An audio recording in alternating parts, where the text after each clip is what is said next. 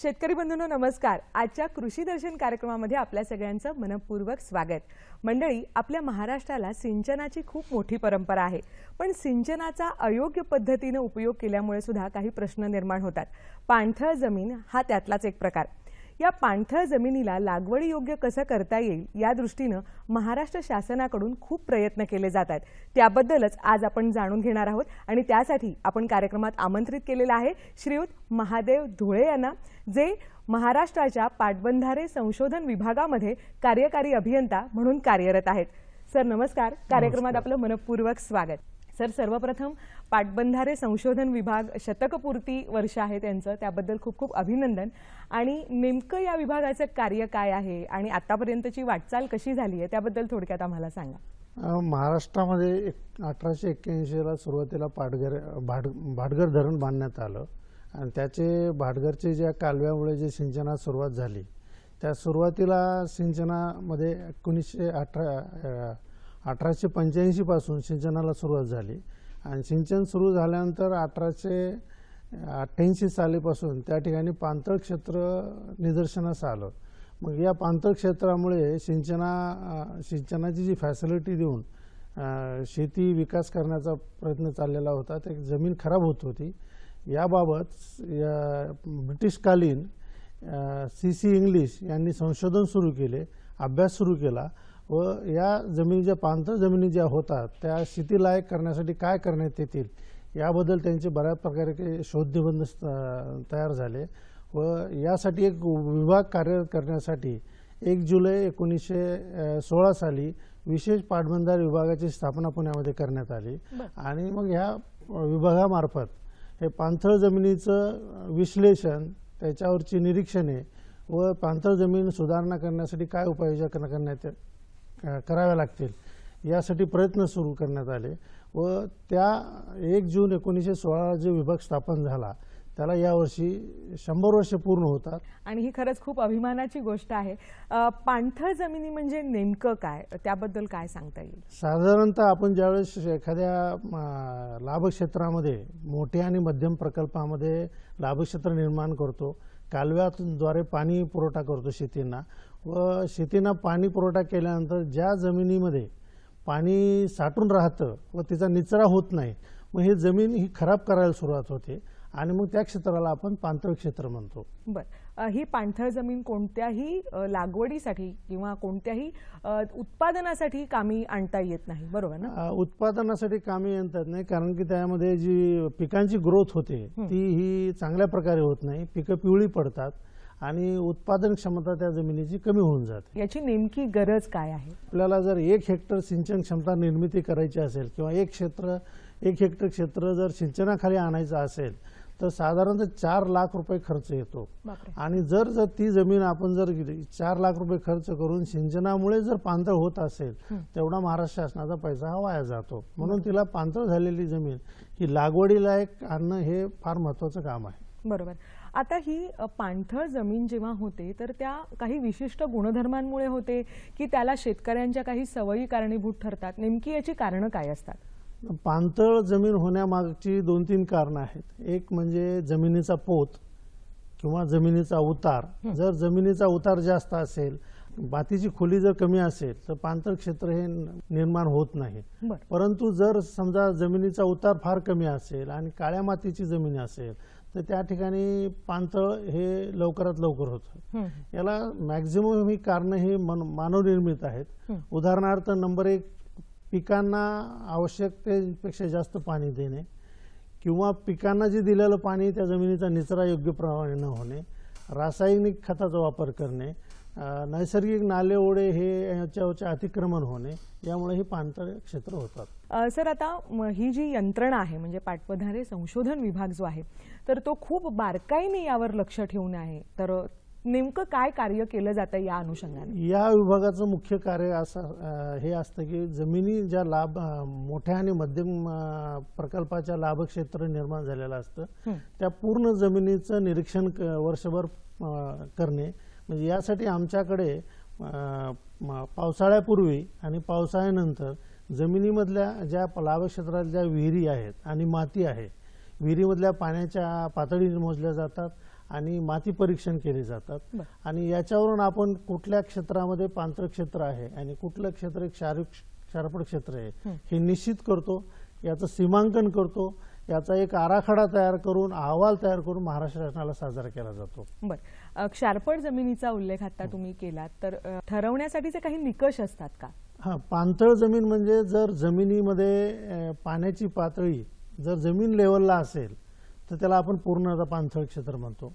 जर पाण्याची पातळी 2 मीटरच्या आत असेल तर त्याला अंशतः पाणथळ म्हणतो. जर पाण्याची पातळी 2 ते 3 मीटर असेल तर त्याला आपण अलार्मिंग झोन मधली जमीन म्हणतो आणि 3 मीटरच्या खाली जर पाण्याची पातळी असेल तर त्या ठिकाणी ही पाणथळ मुक्त जमीन म्हणतो. हे पाणथळ क्षेत्र ठरवण्याचे निकष आहेत आमचे. त्यानंतर दुसरं एक क्षारफळ जमीन.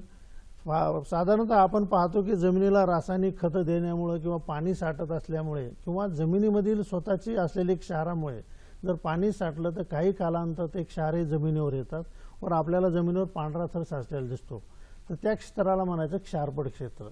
याच्यासाठी सुद्धा आमचे काही निकष आहेत. आम्ही जे वर्षभर पोस्ट मान्सून आणि प्री मान्सून म्हणजे पावसाळापूर्व आणि पावसाळ्यानंतर ते आम्ही निरीक्षण घेतो, त्याच्यामध्ये आम्ही जमिनीच्या खोलीमध्ये 20-20 सेंटीमीटरची माती गोळा करतो ज्या ठिकाणी आम्हाला असे क्षेत्र आढळतात आणि त्या मातीची आम्ही विद्युत दाहकताही तपासून पाहतो आणि जर विद्युत दाहकता त्या मातीची 1 पेक्षा जर कमी असेल तर ती क्षारफळ जमीन आहे असं डिक्लेअर करतो आणि 1 ते 3 असेल तर अंशतः क्षारफळ जमीन आहे आणि 3च्या जास्त असेल तर ते ही पूर्णतः मुक्त जमीन असं म्हणतो.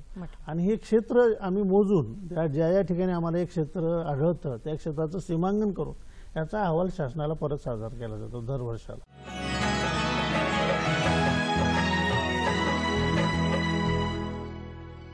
आता धरणं जेव्हा बांधली जातात किंवा कालवे निर्माण केले जातात तर त्याच्या आसपासच्या जमिनीला पण आपल्याला पाणथळ जमीन म्हणता येईल का? नाही, हा प्रश्न तुम्ही फार चांगला विचारला मला. साधारणतः याबाबत लोकांचा फार मोठा गैरसमज आहे.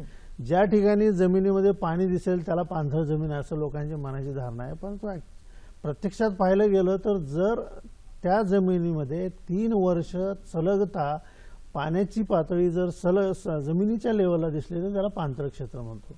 परंतु होतं काय की कालव्याद्वारे पाणी दिलं जातं आणि कालव्यातून जो पाझर होतो त्या पाझराला योग्य प्रकारात निचरा होत नसल्यामुळे त्याच्या बाजूची जमीन सुद्धा ही पाणथळ दिसायची येते, पण त्याला हा पाणथळ क्षेत्र हे आम्ही म्हणू शकत नाही. बरं, आता या जमिनी ज्या आहेत त्या लागवडीखाली आणण्यासाठी काय प्रयत्न शासनाकडून केले जात आहेत? आता सुरुवातीलाच आपल्याला म्हणले की सर CC इंग्लिश यांनी याबद्दलचे बऱ्याच प्रकारचे संशोधन केलेले, शोध निबंध केलेले, त्यांनी प्रमाणकं तयार केलेली, तक्ते तयार केलेले आणि कशा प्रकारे ह्या जमिनी पाणथळमुक्त क्षारफळमुक्त करण्यात येतील त्यासाठी त्यांनी उपाययोजना सुचवलेल्या आहेत. त्या उपाययोजना आम्ही ज्या ठिकाणी आम्ही महाराष्ट्र शासनाला आराखडा सादर केल्यानंतर ज्या ठिकाणी आम्हाला 4 हेक्टरपेक्षा जास्त क्षेत्र 3 वर्ष सलग जर निदर्शनास आलं तर त्या ठिकाणी आम्ही चर योजना, ज्यामध्ये 2 प्रकारच्या चर योजना असतात, एक सरफेस चर योजना आणि सबसरफेस चर योजना. जिथं संयुक्तित असेल त्या सरफेस चर योजनेचा आम्ही प्रस्ताव तयार करतो, शासनाला सादर करतो, शासन त्याला मंजुरी करतं आणि ती चर योजना आम्ही तिथे कार्यान्वित करतो आणि ती चर योजना पूर्ण झाल्यानंतर ते पूर्णतः ते क्षेत्र हे पाणथळपासून मुक्त होतं. अशा प्रकारे महाराष्ट्र शासनामार्फत या योजना राबवल्या जातात. पण एकदा हे क्षेत्र पाणथळ मुक्त झालं की त्यानंतर मग त्यावर कोणतीही लागवड करणं किंवा शेती करणं शक्य असतं का? शक्य असतं, परंतु त्याच्यामध्ये आपल्याला एक काळजी घ्यावी लागते की एकदा आपण समजा उदाहरणार्थ मानवाला आजार निर्मूलन केल्यानंतर परत आजार होणार नाही असं शक्यच नसतं. Precaution is better than cure. आपण जे चर योजना आम्ही महाराष्ट्र शासनामार्फत राबवल्या जातात त्या चर योजनेला सुद्धा परत हाच नियम आहे की त्या चर योजनेमध्ये कुठल्या प्रकारच्या पाण्याचा अडथळा न येऊ दिला तर त्या जमिनीचं जे पाणथळ मुक्त केलेलं असतं त्या जमिनीतून योग्य प्रकारे निचरा होऊ शकेल आणि परत त्या ठिकाणी आपण कुठल्याही प्रकारचे पिके घेऊ शकू. बरोबर. अशी व्यवस्था म्हणजे ही जी यंत्रणा आहे तर तशी व्यवस्था इतर ठिकाणी देशात कुठे आहे का? मला तुम्हाला सांगायला आनंद होतो की भारतामध्ये फक्त महाराष्ट्र शासनाकडेच ही यंत्रणा ही शासकीय स्तरावर निर्माण केलेली आहे. बरोबर. आणि या यंत्रणेच्या अंतर्गत 1916 रोजी CC इंग्लिश यांनी फक्त एक विभाग निर्माण केला होता आणि जसजसं आपल्याकडे धरणं बांधण्यात येत होते तसे लाभक्षेत्र निर्माण झालं.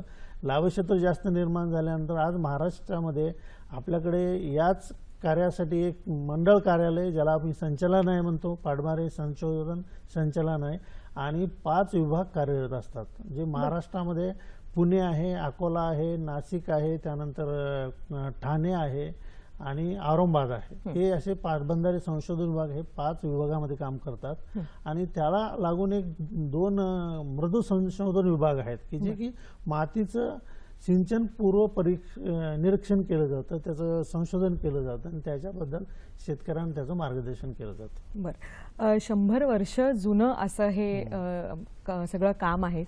त्याची नेमकी फलितं जर आपल्याला बघायची असतील, म्हणजे आज 100 वर्ष कार्यरत असल्यानंतर त्याचे काय आपल्याला परिणाम किंवा काय चांगले फायदे दिसत आहेत, असं जर आपल्याला मांडायचं असेल तर काय सांगता येईल? या 100 वर्षामध्ये महाराष्ट्र शासनामध्ये आज मितीला आमच्या संचालनाकडे 16 लाख निर्माण झालेली सिंचन क्षमता ही निरीक्षणाखाली आहे.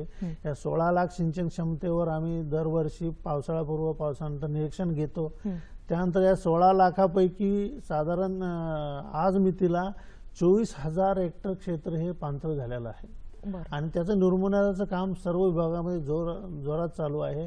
आणि सद्यस्थितीला या वर्षाखेरपर्यंत आम्ही 800 चर योजना ह्या पूर्ण केलेल्या आहेत आणि त्याच्या अंतर 2.5 लाख हेक्टर क्षेत्र हे पाणथळमुक्त केलेलं आहे. या व्यतिरिक्त महाराष्ट्र शासनाच्या पाटबंधारे संशोधनाचे सर्व प्रकारचे माहिती ही आमच्या विभागामार्फत राज्यस्तरीय व आंतरराज्यीय स्तरावरचे जे प्रदर्शन भरवले जातात त्यामध्ये आम्ही भाग घेतो आणि त्या प्रदर्शनामध्ये आम्ही पाटबंधारे विभागाचा चेहरा मोहरा सादर करतो. बरोबर. त्याच्या व्यतिरिक्त आमच्याकडं सिंचन विकास हे त्रैमासिक मासिक काढलं जातं आणि त्याच्यात सुद्धा आमच्या विभागामार्फत जे शेतीसाठी आणि पाण्याच्या बाबतीमध्ये जे छोटे मोठे प्रॅक्टिकल संशोधन, ज्याला म्हणतो आपण अप्लाइड संशोधन, एक्सपेरिमेंट्स केले जातात आणि त्याचे संशोधन करून आम्ही याच्यामध्ये त्याची माहिती शेतकऱ्यांना देत असतो. त्याच्या व्यतिरिक्त आम्ही दरवर्षी पाटबंधारे संशोधन विभाग सर्व 5 विभाग मिळून महाराष्ट्र शासनाचे जेवढ्या ठिकाणी पाणथळ क्षेत्र झालेलं आहे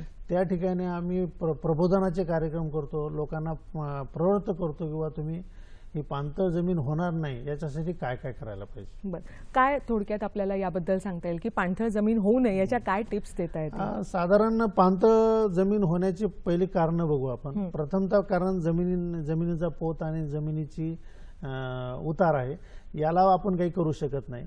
दुसरा महत्त्वाचा म्हणजे शेतीला जे पाणी पुरवठा केला जातो कालव्याद्वारे, तो त्यामध्ये शेतकऱ्यांचा असा कल असतो किंवा जास्तीत जास्त पाणी द्यायचं, पण पिकांना आवश्यक तेवढं पाणी देणं आवश्यक आहे. तिसरा महत्त्वाचा भाग यामध्ये की इरिगेशनच्या ज्या पद्धती आहेत, आता पुरापार आपल्याकडे 3 प्रकारच्या पद्धती होत्या. फड सिस्टीम होती, फ्युरो सिस्टीम होती, का म्हणजे आपण ऊसांना वेगळ्या प्रकारे पाणी देतो, भात शेतीला वेगळ्या प्रकारे पाणी देतो. पण आता पाण्याचं दुर्भिक्ष झालेलं आहे आणि पिकाची उत्पादन वाढवण्याच्या दृष्टिकोनातून आणि जमिनीची प्रत टिकवण्याच्या दृष्टिकोनातून सिंचनाच्या पद्धती बदलल्या पाहिजे. उदाहरणार्थ तुमचं ड्रिप इरिगेशन केलं पाहिजे किंवा स्प्रिंकलर इरिगेशन केलं पाहिजे. तर अशा प्रकारच्या पद्धती वापरल्या पाहिजे. आणि चौथा महत्त्वाचा म्हणजे रासायनिक खताचा लोकांनी फार मोठ्या प्रमाणात वापर झालेला आहे, तर याचा नैसर्गिक शेतीकडे लोकांना वळलं पाहिजे. आणि सगळ्यात महत्त्वाचा 5वा विभाग म्हणजे की जे नैसर्गिक नाले ओढे निसर्गाने निर्माण केले होते त्या नाल्यावर अतिक्रमण जे होत चाललेली आहेत, जे शेतकऱ्यांच्या कडून अतिक्रमण होतात आणि शहरीकरणामुळे अतिक्रमण होतात, तर ही अतिक्रमण न झाली तर पाणथळ क्षेत्र हे कुठेही निर्माण होणार नाही. बरोबर. आणि जास्तीत जास्त जमीन आपल्याला लागवडीखाली आणता येईल.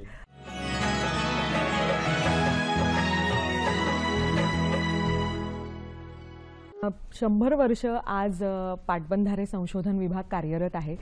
तंत्रज्ञानाने खूप मोठी झेप घेतलेली आहे, तर त्याचा काही वापर या संशोधनासाठी करून घेतला जातोय का? आपण फार सुंदर प्रश्न विचारलेला आहे की दिवसेंदिवस आपल्याकडे तंत्रज्ञानाचा मोठ्या प्रमाणात वापर होत आहे आणि आपल्याकडे सुद्धा सिंचनाच्या ज्या सोयी सुविधा निर्माण केलेल्या आहेत. दिवसेंदिवस क्षेत्र वाढत आहे. यावर्षी साधारणतः 48 लाख हेक्टरवर सिंचन क्षेत्र निर्मित करण्याचं महाराष्ट्र शासनाचं धोरण आहे. तर एवढं मोठं क्षेत्र हे निरीक्षणाने घेणं हे मानवाच्या दृष्टीनं अशक्य आहे. त्यासाठी मॅनपॉवर सुद्धा खूप मोठ्या प्रमाणात लागणार बरोबर. आणि त्यातून चुका सुद्धा होऊ शकतात की ज्याच्यामुळे चूक जर झाली तर पाणथळ क्षेत्र हे नसलेल्या ठिकाणी असल्याचं होण्याची शक्यता असते. तर या ठिकाणी तुम्हाला सांगायला एक आनंद होतो की आमच्या विभागाने मागील 2 वर्षापासून आम्ही जे पाणथळ क्षेत्राचे निरीक्षण घेतो विहिरींचे निरीक्षण आम्हाला पावसाळापूर्व आणि पावसाळ्यानंतरही घ्यावे लागतात. तर हे रिपीटेड आणि टीडियस वर्क आहे, त्याच्यामध्ये चुका होण्याची शक्यता असते. म्हणून आम्ही एक GPS बेस एक सॉफ्टवेअर डिझाईन केलेलं आहे आणि ह्या डिझाईन सॉफ्टवेअर विच इज हे अप्लिकेबल आहे आपल्या कुठल्याही स्टोअरवर, गुगल स्टोअरवर मिळू शकतं आणि त्याच्यावरून आम्ही प्रत्येक आमच्या कर्मचाऱ्यांना ते त्यांच्या मोबाईलवर डाउनलोड करून त्या मोबाईलवरून ते त्या क्षेत्रामध्ये गेल्यानंतर त्या विहिरीचा फोटो घेतला की त्याचा GPS वरून तो फोटो आमच्या वेबसाईटवर डाउनलोड होतो आणि त्या विहिरीचं लोकेशन, लॅटिट्यूड, लॉन्जिट्यूड हे आम्हाला त्या ठिकाणी दिसतं, ज्यामुळे की आम्हाला ही विहीर तिथं प्रत्यक्ष अस्तित्वात आहे की नाही हे सुद्धा लोकांना दाखवणं शक्य आहे. याच्यामध्ये आणखी आमच्या सुधारणा करण्याची अशी म्हणजे चालू आहे की ज्याच्यामध्ये विहिरीचं फोटो घेतल्यानंतर विहिरीमध्ये पाण्याची डेप्थ किती आहे, ते क्षेत्र कुठलं आहे, गट नंबर किती आहे, शेतकऱ्याचं नाव काय आहे, तालुका कोणता आहे, जिल्हा कोणता आहे, ऑटोमॅटिकली सिंक्रोनाइज व्हावं की फक्त त्या काम करणाऱ्या माणसाला फक्त त्या ठिकाणी जाऊन विहिरीचा फोटो घेतला की सर्व डाटा हा